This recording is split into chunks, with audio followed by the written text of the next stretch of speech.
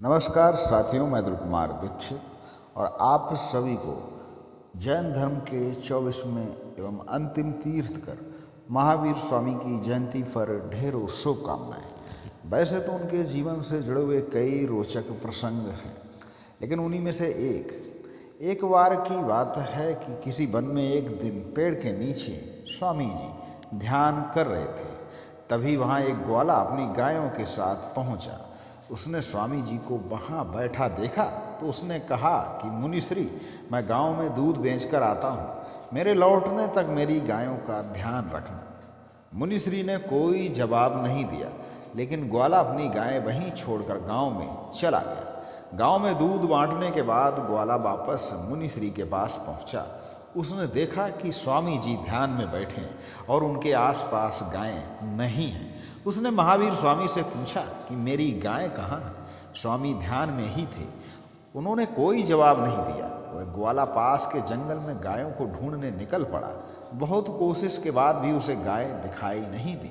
जंगल से लौटकर महावीर स्वामी के पास पहुंचा तो उसने देखा कि उसकी गायें स्वामी जी के पास ही खड़ी हैं। ग्वाला थक चुका था, वह गुस्से में था।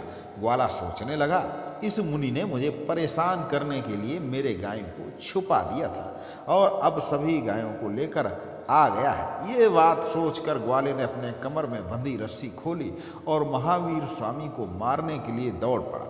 तभी वहां एक दिव्य पुरुष प्रकट हुए और उन्होंने ग्वाले से कहा, मूर्ख, रुक जा, ये पाप ना कर। तूने स्वामी जी का उत्तर बिना सुने ही अपनी गायें यहाँ छोड़ दी थी।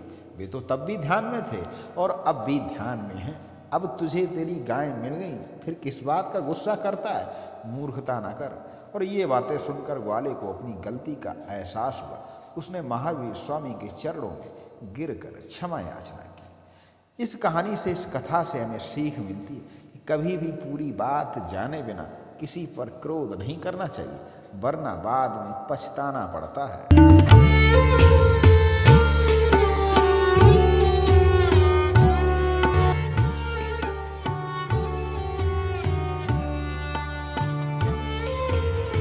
हर एक जीवित प्राणी के प्रति दया का भाव रखो। अहिंसा परमो धर्म।